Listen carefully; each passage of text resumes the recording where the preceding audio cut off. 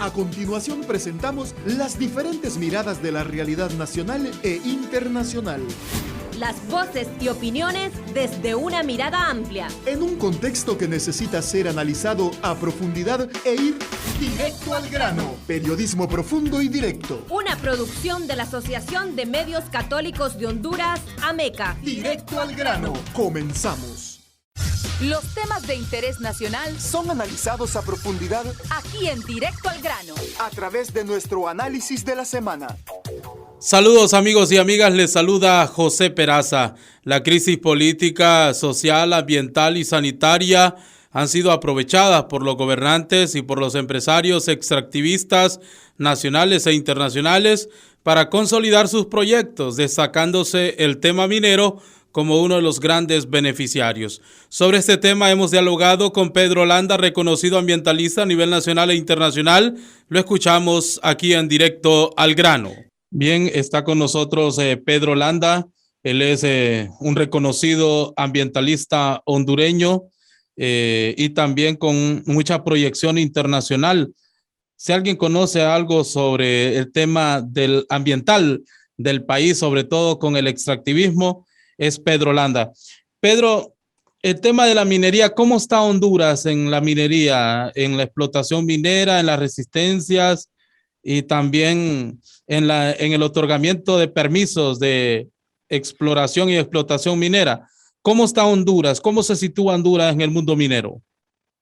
Bueno, yo creo que lo primero que hay que señalar, Peraza, es que Honduras y quienes dirigen o malgobiernan en estos momentos el país se han aprovechado inclusive de las tormentas ETA y IOTA para continuar con el proceso de implementación y ampliación del extractivismo minero, ¿no? Porque solo para darle un dato, ¿no? Apenas entre el 2020 y el 2021 creció de manera exponencial lo que es la cantidad de área explotada en el país, que ya abarca aproximadamente cerca de 185 municipios de nuestro país, y que un dato que refleja recientemente el informe de territorios en riesgo que elaboró FOS de Oxfam y la Universidad Nacional Autónoma de Honduras, señala que el riesgo de contaminación que hay o de afectación de las fuentes de agua dulce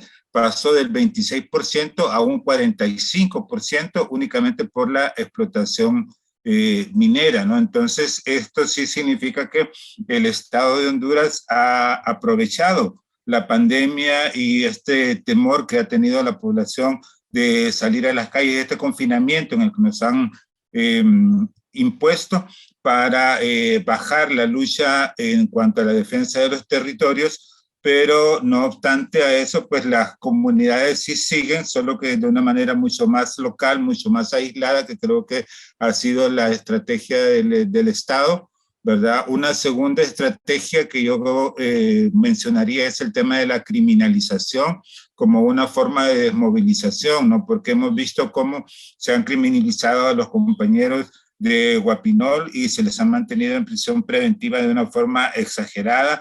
Lo mismo sucede con los compañeros de allá de la zona sur del país, y aunque no es minería, pero sí es extractivismo, también los compañeros de Reitoca están viviendo en la misma situación. Pero lo que sucede entonces es que cuando hay compañeros criminalizados y criminalizadas, entonces las energías de los movimientos sociales se centran en la defensa y en la liberación de los compañeros y ya no en la defensa del territorio, ¿no? Entonces es una estrategia malvada que está utilizando el actual régimen para debilitar las luchas en los territorios. Entre los rubros del extractivismo, ¿es la minería la que más problemas está causando en Honduras? Bueno, creo que son dos. Una es la minería y en segundo lugar está el tema de la generación de energía hidroeléctrica, porque acuérdese que a raíz de las tormentas ETA y IOTA, el Congreso Nacional de un solo plumbazo aprobó prácticamente la aprobación de cerca de 47 nuevos proyectos de generación de energía eléctrica, ¿verdad? Y sobre todo allá en la costa norte, donde el riesgo de inundaciones es mucho más grande, ¿verdad? Y si imagínense con el hecho de que se haya abierto una compuerta, generó esos estragos en la zona de la Lima, Chamelecón y todo esto con las inundaciones. Tener una batería de represas que se llenen en los periodos de lluvia extrema, porque recordemos que estamos enfrentando ya las consecuencias del cambio climático. Y eso que nos dice de que vamos a vivir eventos extremos, es decir, periodos de sequía todavía más intensos, pero periodos de lluvia también más intensos. Entonces, eso significa que si pone una batería de represas en el río Chamelecón o el río Lúa, esas represas se van a llenar en los periodos de lluvia, pues entonces van a tener que hacer descargas el triple de lo que hacían antes, eso en el periodo de lluvia. Entonces la inundación del Valle de Sula es prácticamente como una muerte anunciada. Pero por otro lado, cuando están los periodos de sequía, entonces ya son 3 cortinas las que impiden que el curso de los ríos avance. Y eso va a afectar toda la actividad productiva del Valle de Sula. Eso en cuanto al tema de los proyectos de generación de energía hidroeléctrica, que nos los han vendido como la solución a las inundaciones cuando no lo son. Y en segundo lugar, perdón, el tema de la minería es el principal problema que está generando, es el tema del agotamiento de las fuentes de agua dulce, la contaminación y también la pérdida de cobertura vegetal, que eso es lo que provoca mayores inundaciones, mayores deslizamientos, porque no hay capacidad de retención de agua cuando está el periodo de lluvias, pero además generan cantidades enormes de drenaje ácido, que son venenos que pueden estar en el agua hasta por 200 o 300 años. Cuando usted me dice, Pedro, que entre 2020 y 2021 creció el área de explotación en el país, en el tema minero, ¿esto tuvo que pasar por dónde? ¿Por Ingeomin? ¿Por el Congreso? ¿Por dónde? Bueno, hubo un decreto ejecutivo que se aprobó, creo que fue entre el 25 y 30 de marzo, estoy casi seguro que fue el 28 de marzo, donde se decía que en vista de la situación que estaba atravesando el país y como alternativa para la crisis que iba a generar la pandemia, se declaraban los proyectos de generación de energía y los proyectos mineros como actividades esenciales. Eso fue lo primero, ¿no? O sea, se declaran como actividades esenciales, como comparándolos con la producción de alimentos y la producción de medicamentos, por así decirlo, ¿no? Entonces, eso en primer lugar. En segundo lugar, ese decreto señalaba de que las empresas mineras y las de generación de energía que tuvieran en proceso los licenciamientos ambientales podían operar, ¿verdad? Y que iban a completar su proceso 6 meses después de que se declarara la finalización de la pandemia. Y por eso es que todavía el toque de queda se mantiene, aunque no exista en la realidad, porque vemos que el toque de queda es una ficción, pero esa ficción tiene intereses políticos y económicos que tienen que ver con esto, ¿no? Mantener un periodo de pandemia hace que las empresas pues no tengan que regirse a ninguno de estos requisitos ambientales. Lo mismo en la parte fiscal, ¿no? No están obligados a presentar informes fiscales de cuánto extraen, cuánto exportan, sino que eso va a ser hasta esos 6 meses después. Y también a las empresas que se hubiera vencido el plazo o la licencia ambiental, porque la licencia ambiental es anual durante ese lapso de tiempo, inclusive en estos momentos que estamos hablando, pues automáticamente pueden seguir, se les renueva de forma automática, es decir, se les dio prácticamente, como decimos nosotros, licencia para matar el ambiente y para matar a todas las personas que se ven afectadas por este tipo de concesiones, ¿no? Entonces, eso sucedió en la situación de la pandemia y fue aprobado a través de un PCM, que es un decreto ejecutivo, ¿no? que vino precisamente de la Secretaría de Ingeomin y la Secretaría de Recursos Naturales. Pedro, bueno, ¿cuántas hectáreas son las que están en concesiones para mineras y cuántas son las concesiones existentes actualmente en el país? Mire, de acuerdo a ese informe que se hizo público hace un par de días, ¿verdad? Lo que se plantea, la información más reciente que se tiene es que hasta el año 2020 el área total para la minería de Honduras, ¿verdad?, había crecido en un 330% en comparación a la del 2018. y que había pasado de 131.515 hectáreas, ¿verdad?, a una explotación potencial, porque como ahorita se están abriendo, como les señalo, a discrecionalidad de las empresas, estos proyectos puede llegar a 565.128 hectáreas. Es decir, que esto representaría aproximadamente un 5% del territorio nacional destinado exclusivamente para la minería, ¿no? Pero lo ilógico aquí es donde nosotros decimos que esto es lo que son situaciones que no cuadran y que más bien generan una situación de mayor indignación, que el 5% del territorio nacional puede afectar aproximadamente el 45 o el 47% de las fuentes de agua dulce y en consecuencia el 47% del territorio nacional, con la contaminación que genera ese 5% de áreas concesionadas exclusivamente para la minería, ¿no? Entonces, esa es la situación del gran contraste que existe, ¿verdad?, en el tema del extractivismo minero energético. Pero además hay que señalar que en diciembre del 2020 se planteó en el Congreso Nacional una exoneración del pago de impuestos y cargas impositivas que ya eran mínimos para las industrias extractivas. Es decir, que además de todo eso, ahorita las empresas mineras prácticamente no están pagando ni un centavo y siguen destruyendo el país. La minería a cielo abierto, ¿cómo está en Honduras?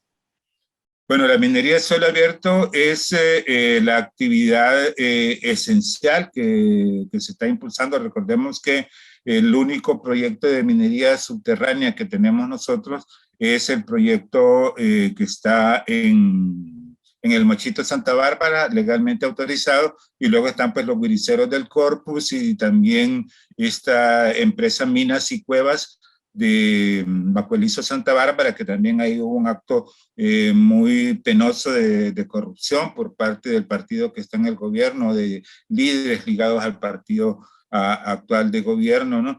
Y el resto pues son proyectos mineros a cielo abierto, es decir, que podríamos hablar que el 99% de la minería en Honduras es a cielo abierto. Además de Guapinol, ¿qué otro proyecto minero de resistencia ciudadana frente a dicho proyecto es emblemático en Honduras? Bueno, en estos momentos están los proyectos del Corpus en Choluteca, porque ahí han sucedido accidentes que se han querido mantener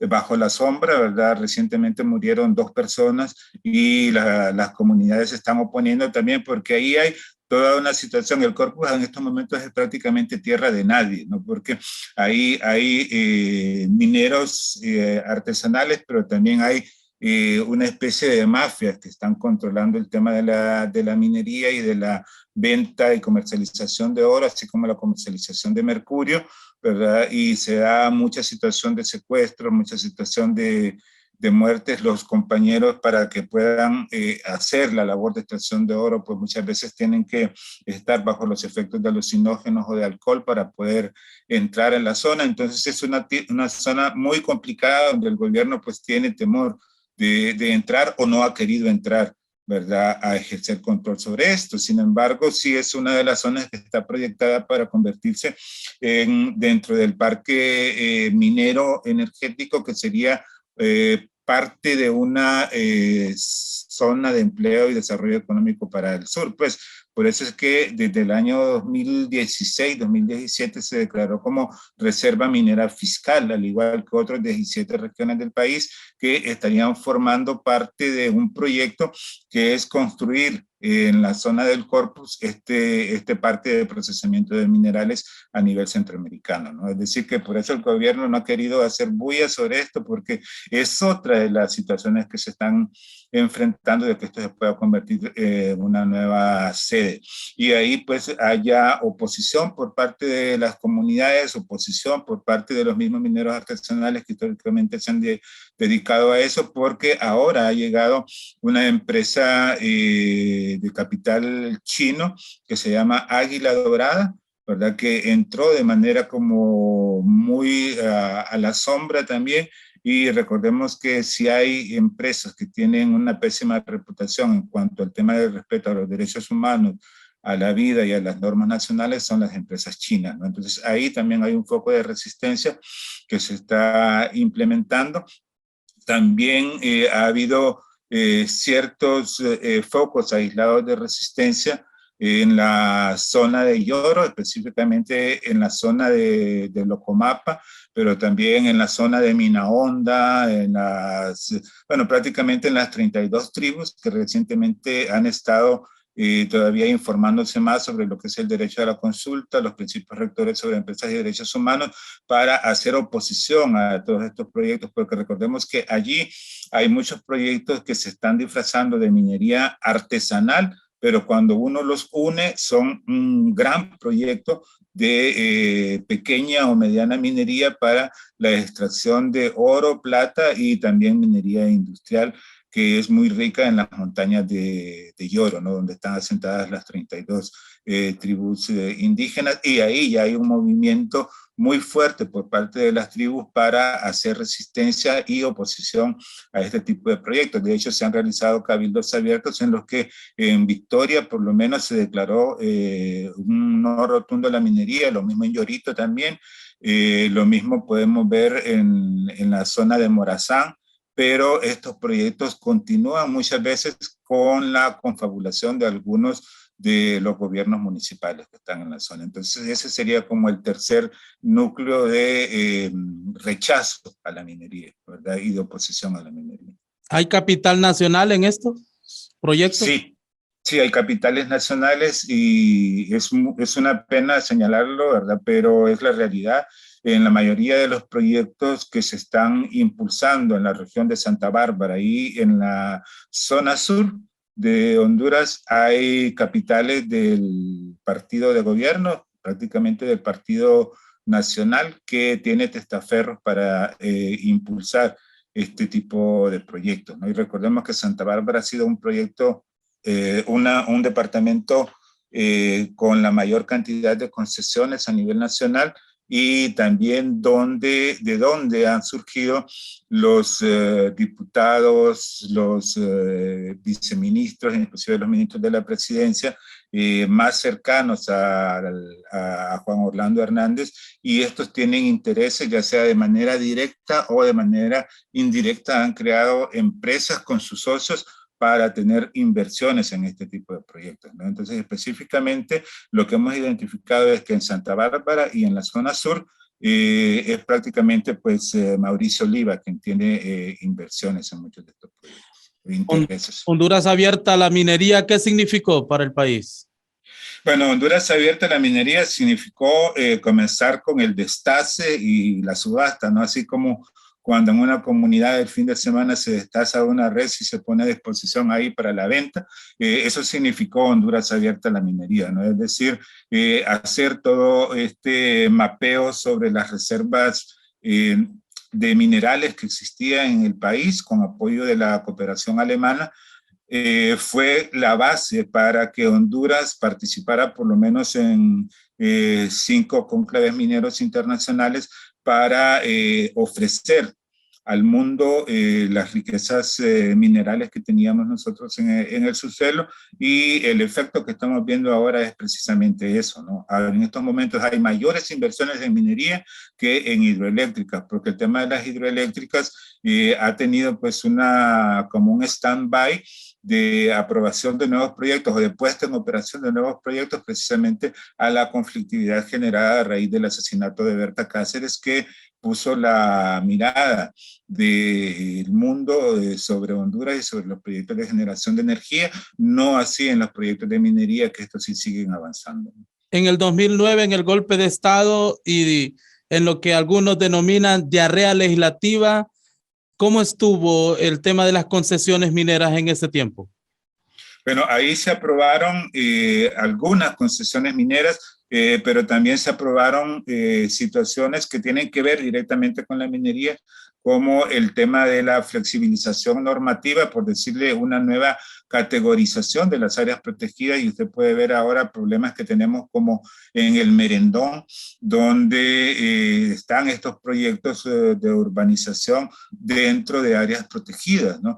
O porque se elevaron las cotas en las cuales se podían realizar algún tipo de inversiones, se redujeron zonas núcleos y también se disminuyeron los requisitos ambientales que tendrían que cumplir las empresas mineras y las empresas de generación de energía, todo esto con la facilidad de que hubiera mayor inversión en el país, de atraer inversiones, ¿no? Entonces esa nueva categorización que pasó desapercibida, pero que fue impulsada directamente desde la Secretaría de Recursos Naturales y Ambiente, ha permitido pues que vengan más empresas.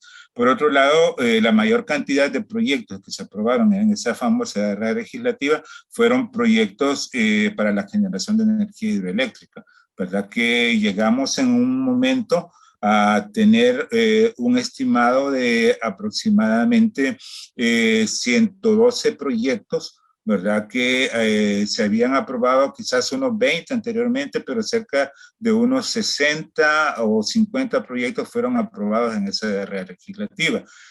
En relación con la minería, esto fue más bien a partir del año, sí, comenzó precisamente en el 2009, después del golpe de Estado, ¿verdad? Y previo al golpe de Estado también, pero se concretizó en el 2013 cuando entró en vigencia la nueva ley de minería, que ya traía pues todas esas fallas congénitas, ¿no? Que fueron hechas deliberadamente por el grupo del Partido Nacional que estaba en su momento, y que algunos diputados de la oposición en aquel momento acusaron que estos diputados del Partido Nacional, habían recibido sobornos de parte de las empresas mineras para hacer una ley a su conveniencia.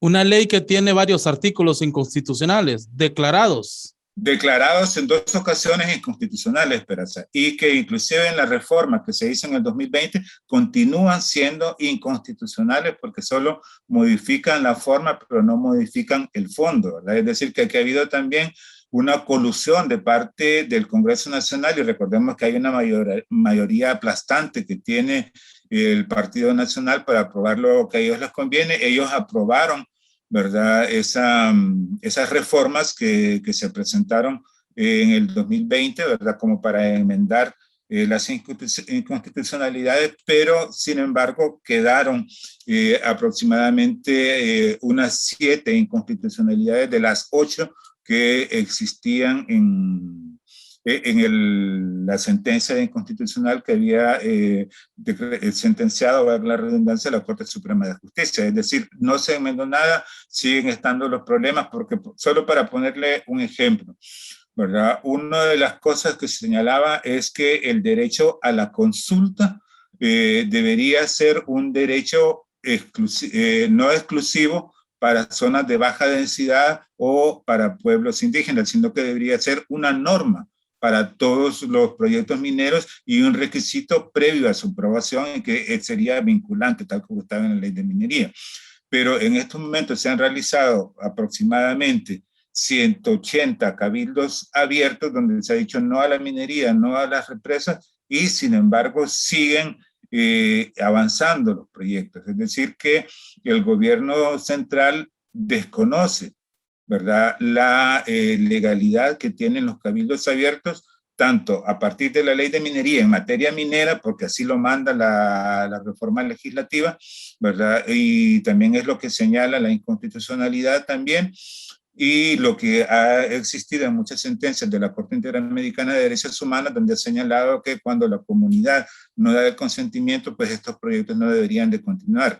Y recordemos que Honduras dice en los artículos 16 al 19 que ellos hacen suyas las sentencias internacionales, ¿no? Y que forman parte de la legislación interna. No solo los tratados y convenios, sino también las sentencias. Entonces, Honduras se está incumpliendo no solo la legislación nacional, sino que además está incumpliendo la Constitución y está incumpliendo los tratados y convenios internacionales al permitir que continúen este tipo de proyectos al margen de las decisiones tomadas por las comunidades en cabildos abiertos.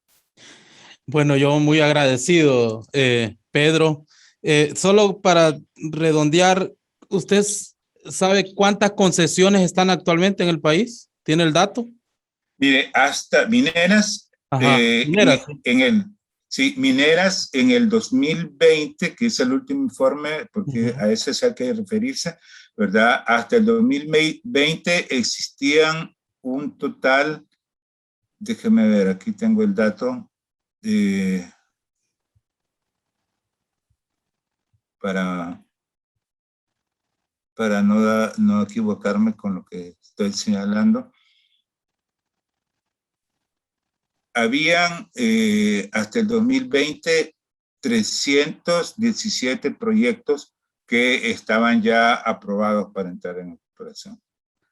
Sí. ¿Exploración o explotación? O sea que, pero de esos no sabe cuántos están operando. No, porque no hay información. Acuérdense que el otro gran problema que tenemos es que pusieron un blindaje, ¿verdad? Cuando en el 2018 se aprobó aquel decreto en que se decía que toda la información relacionada con los proyectos mineros o energéticos se declaraba confidencial.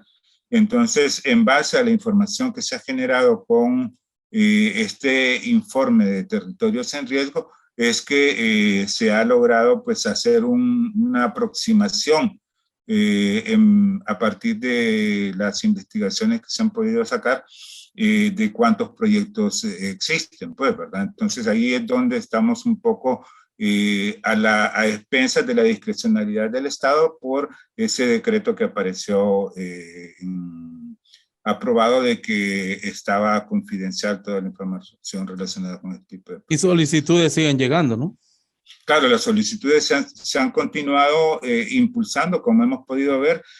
Un caso concreto es precisamente esta empresa, esta Águila Dorada, ¿no? Que supuestamente iba a comenzar solamente con una planta de procesamiento de brosa, por así decirlo, y ahora es una de las empresas que está creciendo como un pulpo allá en la costa norte, en la zona sur, sí, ¿verdad? En los departamentos de Choluteca y Valle. Entonces, esa información sigue todavía bajo secretividad y no es posible acceder a ella. ¿Cuáles son los minerales que más persiguen en el país?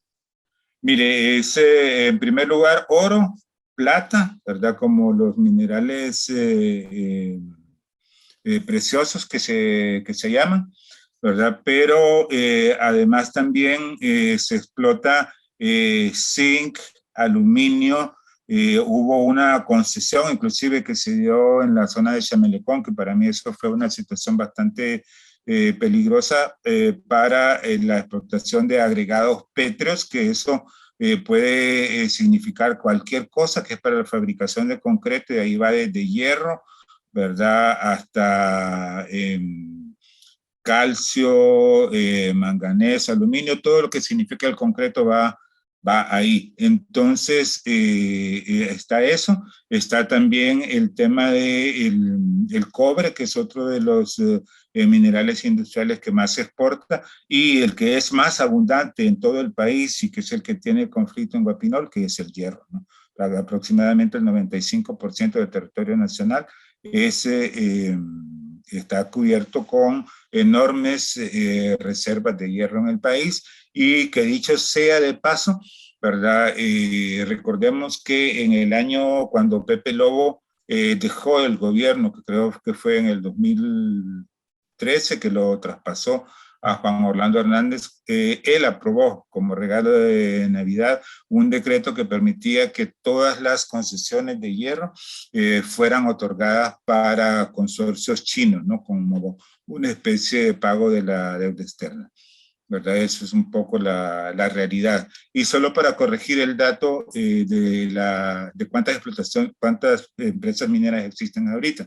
Mire, en la fase de explotación tenemos 217 proyectos mineros en explotación, ¿verdad? Tenemos en exploración 183, ¿verdad? Esta es la información que aparece en este informe de territorios en riesgo. Y en solicitud hay 292 concesiones mineras, que estas que están en solicitud, podríamos decir que están en exploración o explotación por el decreto que se aprobó en marzo del año pasado, pues que les permite avanzar a esas etapas sin necesidad de cumplir ningún requisito ni presentar ninguna solicitud ante el gobierno central, en este caso ante Ingeomín ni la Secretaría de Recursos Naturales. Entonces, si usted la suma, estaríamos hablando de que aproximadamente tendríamos cerca de 700 proyectos, pues, en operación y en explotación y exploración, que las dos están en la fase de operación, son aproximadamente más bien 400, 401 proyectos. 400. Sí, 401. Sí, exacto. ¿Verdad? Bueno, ahí está. Pedro, yo lo voy a hacer, cualquier cosa le voy a seguir consultando ahí por el WhatsApp o algo. Y si usted tiene informes, algunos informes que me pudieran ser útiles sobre el tema minero, algunos mapas que usted pudiera tener, no sé si tiene algún mapa del país, de cómo está concesionado en el tema de minería, yo se lo agradecería. Cualquier información documental con mucho gusto. Listo. Yo ahorita estoy preparando Sí, yo estoy preparando algunos documentos ahorita y algunas ponencias sobre eso, entonces se las puedo compartir. Vaya, muchísimas gracias, con mucho gusto. Y bueno, espero, ahí lo voy a seguir consultando porque usted es la persona que mejor conoce estos temas. No, ya sabe, la orden. A qué territorio me movilizo para ver qué puedo sacar. Pedro, gracias. Okay. Bueno, a la orden y saludos ahí a todo el mundo. Gracias, Pedro, saludos. Gracias a Pedro Landa, ambientalista hondureño. Agradecemos sus aportes aquí en Directo al Grano. Ahora lo dejamos con nuestra reflexión bíblica en la Asociación de Medios Católicos de Honduras, AMECA. Porque no podemos quedarnos callados ante tantas injusticias. En Directo al Grano iluminamos la realidad nacional a la luz del Evangelio.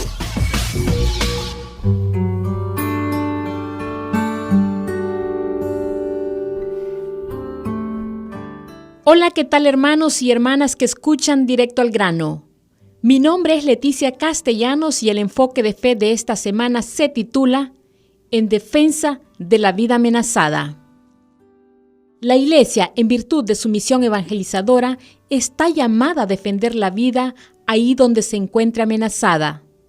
Toda la vida, tanto la vida que está en el vientre materno como la vida de las hijas e hijos de Dios nacidos, y todos los nacidos y nacidas. Y cuando los defensores de la vida y del ambiente son amenazados, la Iglesia ha de estar lista para elevar su voz para protegerlos. Guapinol y otros sectores en donde muchos hermanos y hermanas corren peligro o están encarcelados por defender el agua, es fuente para que la Iglesia ejerza su misión profética. Alcanzar un balance pleno en esta defensa de la vida es una tarea continua. La vida se defiende con la misma intensidad en todas las circunstancias, desde la gestación hasta la ancianidad. Y ante Dios vale tanto la criatura que se encuentra en el vientre materno como las niñas y niños ya nacidos, los adolescentes, los jóvenes, los adultos y la gente anciana. De manera especial, el Evangelio nos exhorta a defender la vida amenazada de quienes se entregan generosamente a los demás y se comprometen a defender el ambiente porque nuestra tierra es nuestra casa común. En cualquier circunstancia, nos toca arrancar esperanzas y alegrías desde los escombros, desde la sangre derramada, de convertir en luz aquello que no solo ofrece y promete oscuridades. La Iglesia no podría estar de acuerdo con una legislación que endurece sus medidas en contra de defensores y defensoras del ambiente y de los derechos humanos. Hoy como nunca necesitamos avivar nuestras vidas, familias, comunidades y organizaciones. La actitud de resistencia al mal, al miedo, al odio y al fatalismo. No puede ser tiempo para refugiarnos en la piedad paralizante e intimista. Es tiempo para convertir nuestros compromisos en oración movilizadora, y para convertir nuestra liturgia y oración en fuerzas históricas movilizadoras. La Iglesia no puede callarse ante un sistema de justicia que es blando con los corruptos y delincuentes de altos vuelos, y es duro con quienes son acusados por defender un río, una reserva ambiental o por proteger los territorios indígenas o campesinos. La Iglesia hondureña ha salido de su silencio oficial y está pronunciando su palabra oportuna en momentos oportunos para defender a las víctimas de un sistema de justicia parcializado a favor de altos empresarios. Y está sabiendo denunciar los abusos de autoridad, así como realizando gestos proféticos simbólicos. Ante la frialdad de un sistema de justicia cuyos operadores se empecinan en mantener en la cárcel a los defensores del río Guapinol, la Iglesia desde varias de sus diócesis decide organizar una liturgia enfrente del centro penal en donde guardan prisión los defensores, para expresar su solidaridad y consuelo a las víctimas, para demandar a la justicia que se aplique conforme a derecho y conforme a la verdad. Esto es buena noticia, porque algunas veces la Iglesia ha estado callada y se ha encerrado en sus prácticas devocionales, muy alejadas de los clamores de la gente que sufre y es perseguida y criminalizada. En este periodo, la Iglesia, a través de su palabra y sus gestos, está diciendo que los pobres, las víctimas, los encarcelados por defender la vida y el ambiente, son los preferidos de su mensaje y que tienen un lugar privilegiado dentro de la estructura eclesiástica. La palabra de la Iglesia en tiempos de angustia y de amenazas es necesaria, y el silencio nunca es respuesta evangélica. Muchas veces nuestra Iglesia ha guardado silencio, pero en estos tiempos ese silencio va quedando atrás e incluso en sintonía con la palabra y el espíritu del Papa Francisco. Nuestra Iglesia hondureña no solo pronuncia su palabra, sino que se sitúa en la calle, no propiamente como procesiones devocionales de un santo patrón, sino para caminar junto al pueblo en demanda de justicia y dignidad. En estos tiempos de incertidumbre y de cambios constantes, la Iglesia está llamada a profundizar en su misión profética, de consuelo, denuncia y cercanía con quienes sufren las consecuencias del sistema. Y en los hechos la Iglesia está convocada por su propia misión evangelizadora a ser misericordiosa y consoladora de su pueblo y defensora de la vida amenazada por los poderes establecidos.